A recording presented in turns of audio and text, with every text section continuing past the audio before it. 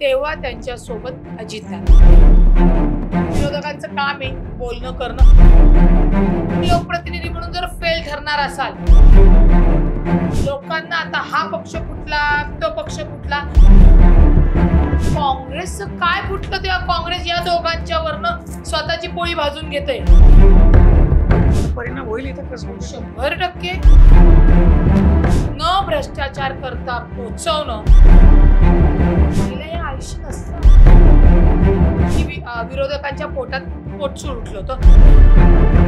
ते बजेट कळायला लागतं. महाविकास आघाडीला अडचण झाली. एकेकाळी मेट्रोला आम्ही विरोध करत होतो. त्याच लोकांनी मुरली अण्णाला डबल मत दिलं. हेमंत रासने निवडून येतील.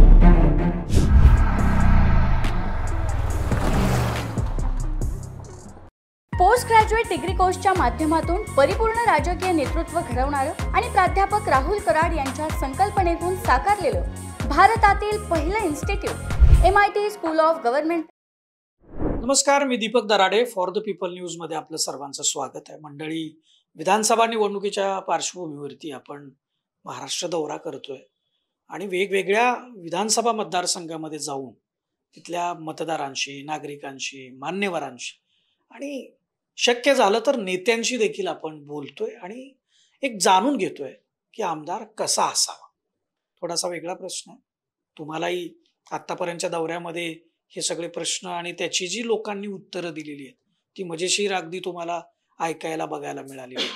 आत्ता आपण पुणे शहरातला कसबा पेठ विधानसभा मतदारसंघामध्ये, आणि कसबा पेठ म्हटलं की तुम्हाला मागच्या वेळी झालेली पोटनिवडणूक आठवते आणि त्याच्या नंतर जे काही लोकसभा निवडणूक झाली त्याच्यातलं मतदान हे पण आठवत असेल.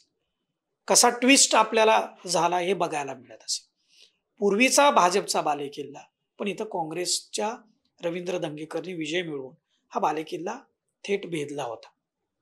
परंतु लोकसभेला पुन्हा एकदा भाजपचे उमेदवार मुरलीधर मोहोळ यांनी मताधिक्य मिळवून पुन्हा एकदा भाजपच्या आशा पल्लवित केल्या होत्या. आता इथं भाजपच्या वतीनं हेमंत रासने यांनाच पुन्हा उमेदवारी दिलेली आहे, तर काँग्रेसकडून पुन्हा एकदा रवींद्र धंगेकर. इथं महाराष्ट्र नवनिर्माण सेनेचे भोकरे सुद्धा आहेत आणि काँग्रेसमधून बंडखोर केलेल्या कमल व्यवहारे देखील. चौरंगी लढत आहे दिसताना अशी दिसते, परंतु थेट लढत ही कोणामध्ये होईल, कसं इथलं राजकारण असेल, इथले विकासाचे मुद्दे काय, आमदार कसा असला पाहिजे, या संदर्भात बोलण्यासाठी आपल्यासोबत रुपाली पाटील ठोंबरे. आपलं मनापासून स्वागत आहे फॉर द पीपल न्यूज मध्ये.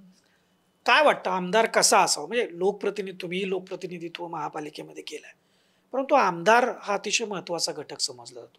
कारण त्या शहराच्या, त्या प्रभागाच्या, इव्हन राज्याची धोरणं ठरवण्यामध्ये हा अतिशय महत्वाची भूमिका बजावणारा घटक आहे. त्यामुळे इतकं लाईटली किंवा अगदीच निग्लिजिबल असा लोकप्रतिनिधी हा नक्कीच नाहीये. कसं बघता तुम्ही याच्याकडे? आमदार कसा असावा म्हणजे लोकप्रतिनिधी कसा असावा, या आमदारावर महाराष्ट्राचा मुख्यमंत्री ठरला जातो. हे सगळ्यात महत्वाचं आहे. आणि हे आमदाराचे एक एक वेगवेगळे पार्ट्स आहेत. एक, तो आमदार सुशिक्षित म्हणजे ॲटलिस्ट ग्रॅज्युएशन किंवा 12वी FY SY शिकलेला असला पाहिजे, त्याला लिहिता वाचता तरी आलं पाहिजे, ते नॉलेज असलं पाहिजे. 2, तो आमदार लोकांच्या संपर्कात असला पाहिजे. कधी? आधीपासून. जेव्हा तुम्ही लोकप्रतिनिधी म्हणून काम करता तेव्हा लोकांच्या कनेक्टमध्ये तुम्ही असणं गरजेचं असतं. कारण का लोकांची कामं करण्यासाठी तुम्हाला लोक निवडून देतात, तेव्हा तुम्ही आमदार होता. 3, तुम्हाला जे काही बजेट, तुमचा जो मतदारसंघ आहे, आता समजा कसबा मतदारसंघ आहे आणि मी तिथली लोकप्रतिनिधी आहे, तर माझ्या मतदारसंघामधल्या अडचणी काय आहेत, त्याला लागणारा निधी किती आहे हे मला कळणं गरजेचं आहे. तो निधी आपल्या सरकारकडनं किंवा जे काही वरची जी कमिटी आहे किंवा जे आमदार आहेत त्यांच्याकडनं तो निधी आणणं गरजेचं आहे. नुसताच आणून उपयोग नाही आहे, तर त्याची इम्प्लिमेंट म्हणजे त्याचे हे लागले पाहिजे, टेंडर्स लागले पाहिजे. टेंडर्स लागल्यानंतर ते काम वास्तव्यात उतरलं गेलं पाहिजे. या सगळ्या गोष्टी आमदाराला पार कराव्या लागतात. आधी होतं पोरगं काहीच करत नाही आहे, धडीभर पैसा आहे, हो आपला पुढारी. आता ती सिच्युएशन नाही आहे. आत्ता राजकारणामध्ये लिटरली तुम्हाला तारेवरची कसरत करावी लागते आणि तुम्हाला प्रूव्ह करावं लागतं. यू हॅव टू टर्न, म्हणजे तुम्हाला प्रूव्ह केल्याशिवाय लोक तुम्हाला त्यांच्या मनातही स्थान देत नाही आणि डोक्यावरही घेत नाही. आता कसबा मतदारसंघामध्ये माझं जर विचारताल तर याआधी आम्ही अजितदादा महाविकास आघाडीमध्ये असताना हा भाग काँग्रेसला ही सीट गेली. लक्षात घ्या, म्हणजे मी सगळी परिपूर्ण आहे. आता मला तिकीट पाहिजे, पण तिकीट कोण देणार हाही त्या उमेदवाराला महत्त्वाचा पार्ट आहे. म्हणजे नुसतंच तुम्ही चांगले कार्यकर्ते असून, दमदार कार्यकर्ते असून काम करून उपयोग नाही. पक्षाने त्याची दखल घेऊन ते तिकीटही देणं गरजेचं आहे. प्रत्येक क्षणाला आपल्याला इथे लढावं लागतं आणि संघर्ष करावा लागतो. तेव्हा तो आमदार, परिपूर्ण आमदार आपल्या राजाच्या वाट्याला येतो. अन्यथा जे काही समजा आता लाटेवर असतील किंवा कोणी लोकांनी डोक्यावर घेऊन नाचला म्हणून त्या सिच्युएशनला, त्या परिस्थितीला त्याला निवडून दिलं असेल तर पुढची 5 वर्ष आपली अशीच जातात. म्हणजे तो मतदारसंघ 5 वर्षाच्या ऐवजी 10 वर्ष मागे येतो. मग नवीन आमदारी असतो, ती पिढीचे विचार बदललेले असतात, त्या पक्षाचं वातावरण बदललेलं असतं, त्या उमेदवाराची उमेद सुद्धा गेलेली असते. म्हणजे जो उमेदवार ज्या उमदीने लोकांशी संपर्क करतो, बजेट आणतो, इम्प्लिमेंट करतो, बजेट करतो, कार्यक्रम घेतो, नागरिकांच्या रात्री अपरात्री फोनला कॉल उचलतो, जर त्याचे जी 5 वर्ष गेली, म्हणजे त्याला तिकीट नाही मिळालं किंवा तो हरला असं आपण धरू, तर तो परत उभं राहायला फार अवघडतं, कारण का शेवटी तो माणूस असतो. ह्या सगळ्या राजकारणाची गणितं ही आपण बघितलीच पाहिजे. कारण का राजकारणी म्हणजे उन्हाळा आहे, त्याला काय, त्याच्याकडे मजबूत पैसा आहे, त्याला काय, त्यांनी 5 वर्ष भोगली आहेत, तो काय स्टँडिंग चेअरमन आहे, तो काय, तो महापौर झालाय, याला काही अर्थ नाहीये. पदं येतात आणि पदं जातात. राहतो फक्त जो लोकप्रतिनिधी असतो, त्याचं काम, त्याची वागणूक, त्याचा असलेला संपर्क. आता काय वाटतं कसबा पेठमध्ये ही जी लढत होती कसं बघता याच्याकडे? कसबा पेठमध्ये मी पुन्हा सांगते की मागच्या वेळी तो विषय राहिला की महाविकास आघाडीमध्ये ती सीट गेली काँग्रेसकडं. आता त्याच्यानंतर अजितदादांनी महायुतीला पाठिंबा दिला, इथली सीट आहे महायुतीच्या भाजपकडं. म्हणजे आमच्यासारखे काम करणाऱ्या कार्यकर्त्यांना वावच कुठं नाही. आम्हाला फारच फार हे असेल तर आम्ही अपक्ष लढू शकतो, परंतु अपक्षाला कोणाला तरी पाडण्यासाठी उभं राहण्याची इच्छा नाही आहे. हेही आपण लक्षात घेतलं पाहिजे की नाही बाबा, कोणाला तरी पाडायचे किंवा आपण जिंकणारच नाही आहोत तरी उभं राहायचं, त्याला मजा नसते. त्याच्यामुळे आता महायुतीमध्ये असल्यामुळे कसबा मतदारसंघ कडनं महायुतीचे भाजपचे उमेदवार हेमंत रासने आहेत, जे मागच्या 1.5 वर्षापूर्वी उभे होते. तेव्हा लक्षात घ्या की या प्रभाग 15 मधनं 11 हजाराच्या फरकाने रवींद्र धंगेकरांना मिळाल्यामुळे ते जिंकून आले होते. तेव्हा त्यांच्यासोबत अजितदादा होते. अजितदादा स्वतः त्यांच्या रॅल्या, मिरवणूक म्हणजे जी काही गाडीची रॅली वगैरे आहे, सगळ्या नियोजन आम्हा सगळ्या राष्ट्रवादीच्या कार्यकर्त्यांना, पदाधिकाऱ्यांना आदेश दिले होते, त्यानुसार आम्ही काम केलं होतं. आणि जिथनं रवींद्र धंगेकर यांना मताधिक्य आहे, मी तिथली लोकप्रतिनिधी आहे. उलट प्रभाग 15चा लक्षात घ्या, अनेक लोक जातीचं राजकारण करतात. मी या धर्माचा, मी त्या धर्माचा, मी या जातीचा. प्रभाग 15मध्ये सर्व जातीची लोक आहेत, पण ती शिकलेली आहेत. म्हणजे जे ब्राह्मण समाज जास्त आहे असा म्हणला जातो, तर ते सगळे शिकलेली आहेत. आणि तो समाज जो काम करतो, जो संपर्कात आहे, त्याला मतदान देतात. हा माझा अनुभव आहे. मला याच प्रभागामध्ये याच लोकांनी 2100 मतदानाने विजयी केलं होतं. आणि 2017ला 15,000 मतदान त्या मोदी साहेबांच्या लाटेत, मी मनसेकडून होते, 15,000 मला मतदान मिळालेलं होतं. ती सिच्युएशन, परिस्थिती वेगवेगळ्या असतात. त्याच्यामध्ये भाजपचा तो काळ होता 2017चा, त्याच्यामुळे त्या लाटेमध्ये अनेक ज्याला नगरसेवकाचं न माहीत नाही तीही लोक निवडून आली होती. त्याच्यामुळे आत्ताची जी परिस्थिती आहे, हेमंत रासने स्टँडिंग चेअरमनचे 3 ते 4 वेळा अध्यक्ष राहिलेत. कसे?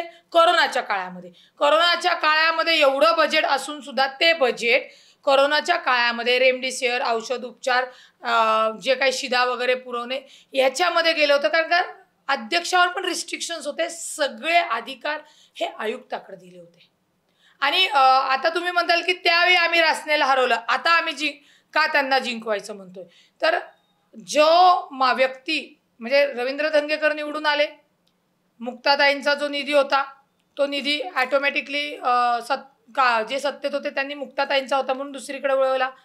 त्यामुळे आमदार निवडून आणून मतदारसंघाचा विकास नाही ना झाला. जिथे तुम्ही निधी आणू शकले नाही तो आता तो आमदाराचा पार्ट आहे, तो लोकांचा. लोक काय म्हणतात, आम्ही मतदान दिलं, आमचं तुम्ही मतदारातले कामं केली पाहिजे. आता मतदारसंघामध्ये मेट्रो कुणी आणली? पेठेमध्ये मंडई ते स्वारगेट, मंडई ते शिवाजीनगर, तर भाजपने.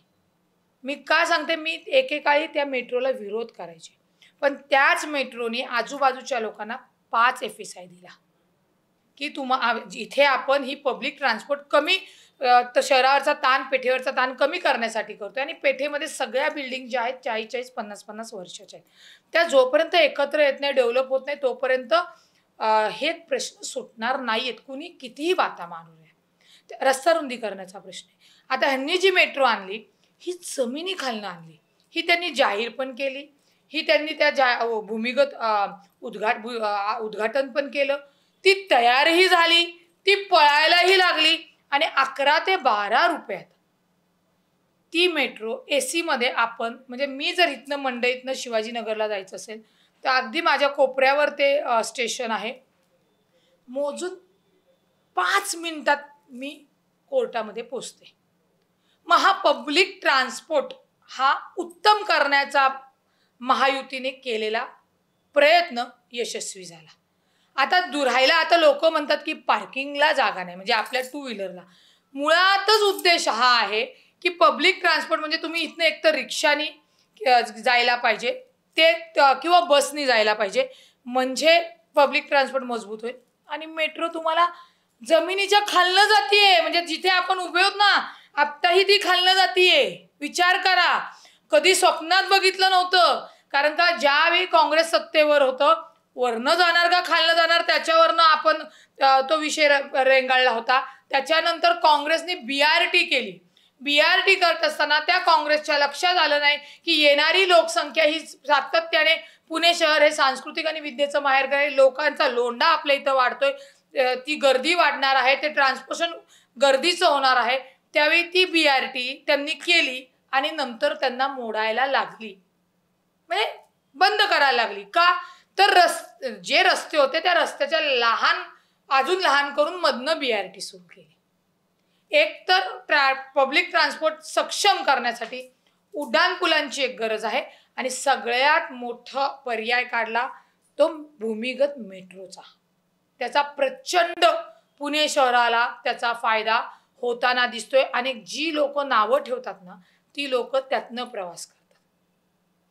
त्यामुळे इलेक्शनच्या काळात आल्यानंतर विरोधकांचं काम आहे बोलणं करणं, आणि हे मेट्रोचे पैसे महानगरपालिका आणि केंद्र आणि राज्य सरकार हे तिघं पार्टनर होऊन त्यांनी ते काम केलेले. म्हणजे 50% समजा केंद्र सरकार देणार तर 30% राज्य सरकार, 20% कॉर्पोरेशन, असा तो काही तो रेशो. त्याच्यातनं ते एवढा भलाढ्य निधी उभा करणं खरंच सोपं नव्हतं. आपल्याला घर बांधताना घर बांधून पाहावं असं म्हणतात.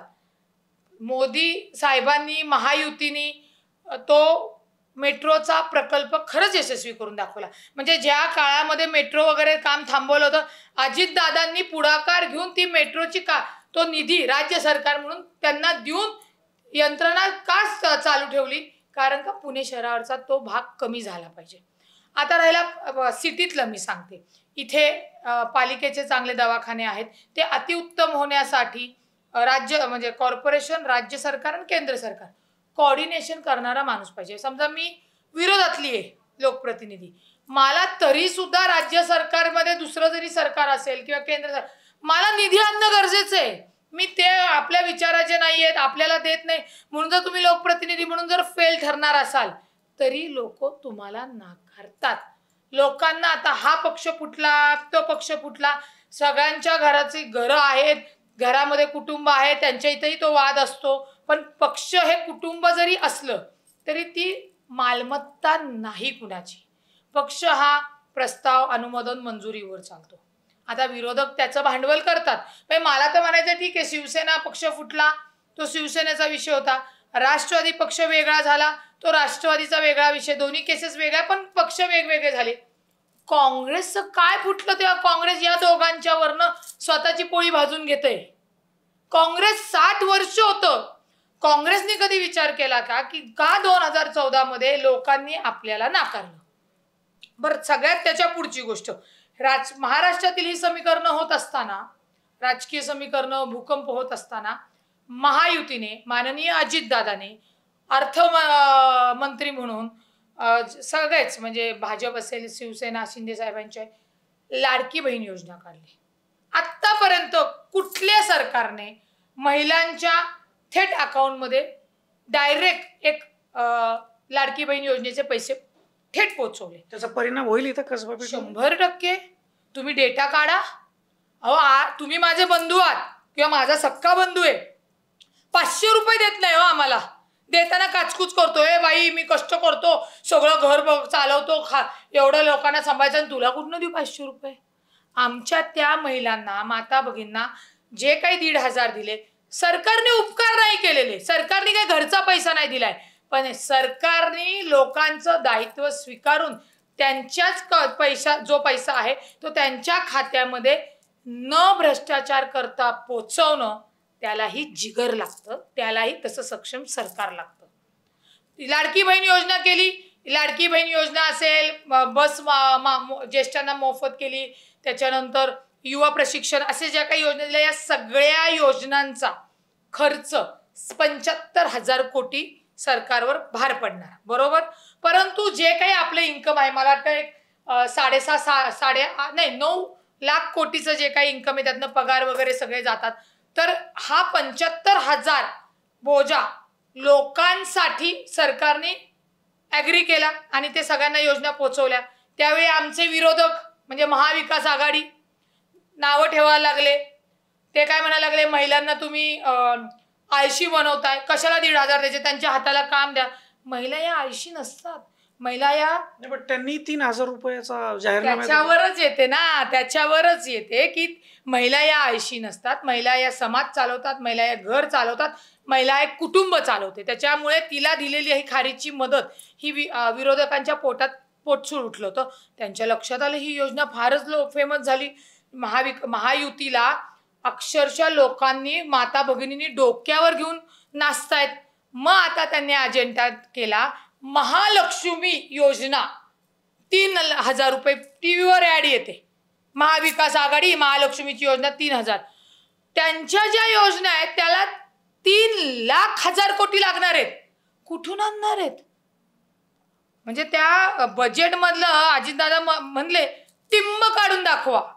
ते बजेट कळायला लागतं, समजायला लागतं. तुमच्यावर येणारा भार तुम्ही कसा कव्हर करणार आहे ह्याचंही नॉलेज लागतं. विषय असा झाला की महाविकास आघाडीला अडचण झाली.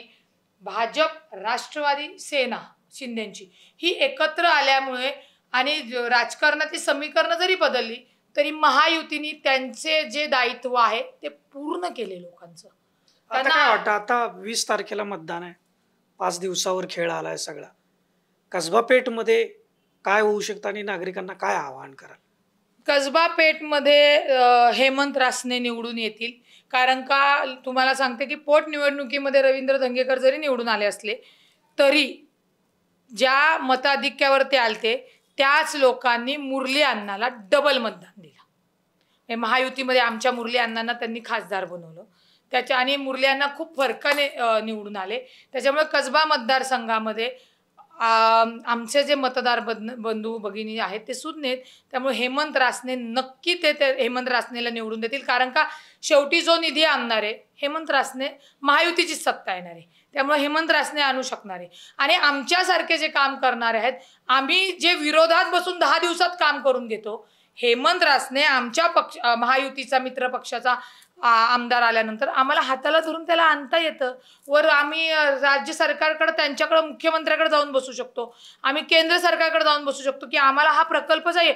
मेट्रो केलाच ना हो त्यांनी. एकेकाळी मेट्रोला आम्ही विरोध करत होतो, पण आत्ता लक्षात आलं ना की मेट्रो जमिनीखालनं आत्ताही चालली आहे आणि आपल्याला जाणवत सुद्धा नाहीये. हे विजन असलेले नेते पाहिजेत, ते विजन इम्प्लिमेंट करणारे नेते पाहिजेत आणि त्याला सपोर्ट करणाराच जर तुम्ही लोकप्रतिनिधी निवडून दिला तर तुमच्या मतदारसंघाचा विकास होणार आहे. नाही तर असंच ठाणाठाणा ओरडत बसावं लागणार. 5, 10, 35, 40 वर्ष आपलं निवडून येत आहेत आणि बसतायत. मतदारसंघाचा नाही तेच प्रश्न, पाण्याचा प्रश्न, रहदारीचा प्रश्न, हेच प्रश्न घेऊन काहीच उपयोग होणार नाहीये. अगदी बरोबर. फार समर्पक शब्दांमध्ये तुम्ही ही सगळी मांडणी केली आहे. विकास जर घडवायचा असेल तर 3 विचार जुळले पाहिजेत. स्थानिक आमदार आपला असला पाहिजे, राज्याचं सरकार आणि केंद्र सरकार, अशी मांडणी ही रुपाली पाटील ठोंबरे यांनी केली आहे. नेमकं आता 20 तारखेला इथले मतदार कोणाला कौल देतात हे आपल्याला 23 तारखेला समजेलच. आपला हा दौरा असाच पुढे सुरू राहणार आहे. आमदार कसा असावा या संदर्भामध्ये अधिक आपण जाणून घेऊयात. तुम्ही आमच्यासोबत राहा. फॉर द पीपल न्यूज चॅनलला सबस्क्राईब, फॉलो आणि लाईक करत राहा. कॅमेरामॅन रोहित वनकटेसह मी Deepak Darade, for the people news, Kasba Peth. Bharat दुनिया का सबसे बड़ा लोकतंत्र और एनएलसी भारत देश का सबसे बड़ा गैर राजनीतिक मंच. शक्तिशाली लोकतंत्र के लिए राहुल कराट का सार्थक कदम. मुंबई में हुआ ऐतिहासिक प्रथम राष्ट्रीय विधायक सम्मेलन.